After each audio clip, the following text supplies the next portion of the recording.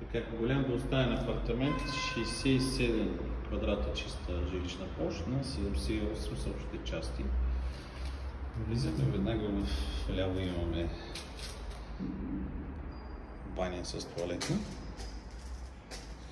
която не е малка. Съответно, срещу нас имаме спалня, от която се излиза на тераса, която е обща с дневната, и така. Съответно връщаме се в дясно от коридора, влизаме в дневната, която дневна е с такива размери. Така.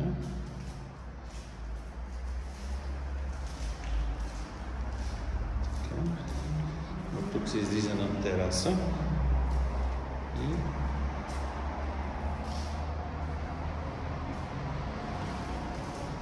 този апартамент е юго-запад. Във всеки апартамент, във всяка една стая има изводи за климатици, окабеляване, съответно монтирани радиатори,